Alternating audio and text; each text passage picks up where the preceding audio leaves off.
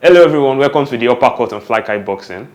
My name is Yoyin Olorunmota, and here we give you all the latest gist from combat sports world with a particular focus on boxing and mixed martial arts. Today we'll be talking about the GOtv Boxing Night 25, which happened at the Indoor Sports Hall of the Obafemi Awolowo Stadium, live in Ibadan. So the first fight that I'll be talking about today is the National Light Welterweight Challenge 8-round bout between Segun Adeyemi and Ademola Nokia Ibrahim. Segun came into this bout talking tough, and Ademola Ibrahim was the one that we expected was going to come into this bout and deliver a lot. So during Segun's ring walk, he came all maxed up, all wides, and I really like that because I like when boxers give the fans a show, and that's what boxing is about. This was Segun's second fight at the GOtv Boxing Night, and he came with a lot of pedigree. He's had 3 fights, 1-2, and had 1 draw, so he was still undefeated. And Ademola Ibrahim is a debutant. So it was a little more experienced fighter against someone that just started his boxing career as a professional. So I like Segun's head movement throughout because it was slightly shorter than Ademola Ibrahim. And his head movements, bob head movement throughout the fight gave Ademola Ibrahim a lot of things to think about.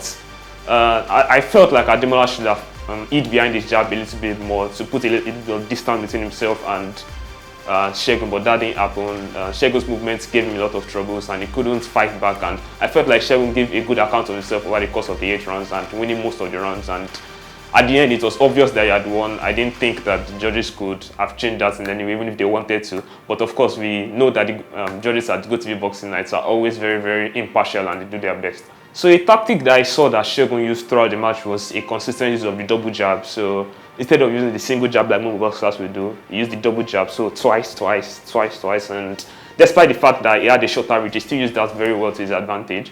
Ademola was also injured on the lip, which even made things harder for him, and in the later rounds, he just had to try to stay in there and not be completely knocked out, although Segun completely dominated most of the fight.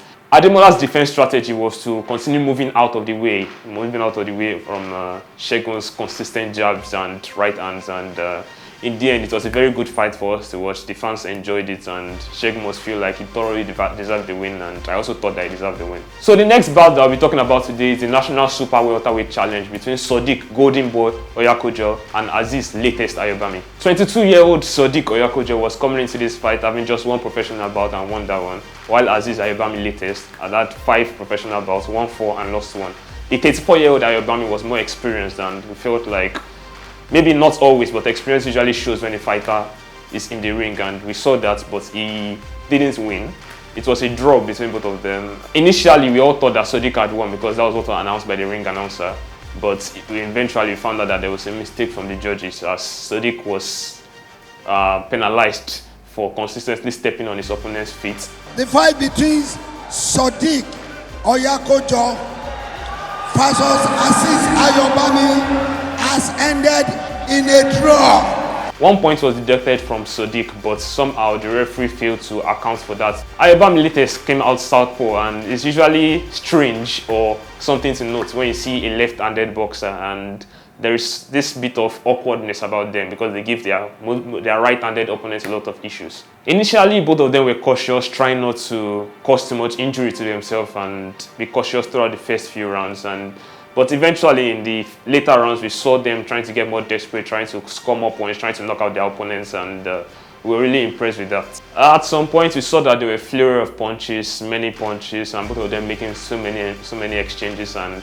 almost throwing caution into the wind. And while I felt like they should have been a little bit more cautious, but boxing is fun when caution is thrown into the wind, I must say. I must feel very bad for Sodiq because of the points that were deducted. Although the referee had warned him several times, and stepping on someone's toes during a boxing match can cause an imbalance to your opponent. So I feel like it was deserved eventually, and a draw was a fair result. Azeez Ayobami latest was quite a dancer in the ring, using constant body movements, and it was entertaining for myself and a lot of the fans there to see. And we hope to see them sometime again at GOtv Boxing Night. And since the match ended in a draw, I'm sure that both of them will be looking to settle scores and the old grudges that they have and try to show who is better. Because Sodiq will feel like he could have won if the points was not deducted, and Ayobami will feel like if he took a different approach, maybe throw a little bit more jabs or using his right hand a little bit. But we'll see what happens eventually between both of them. I love bouts that have grudges tied along with them because boxers usually want to show that they are better than their opponents, especially when they win the first one, lose the second one, and then the third one, forming the trilogy. Usually is the biggest one of them, or we've seen great trilogies in the past, and maybe this might not result in a trilogy, but a grudge will be settled, and we would like to see that definitely. So we've come to the end of this edition of the Uppercut on Fly Kite Boxing. And the next edition, I'll be talking to you about the remaining 2 bouts from the GOtv boxing night. So remember to stay safe, keep boxing, and throw that uppercut.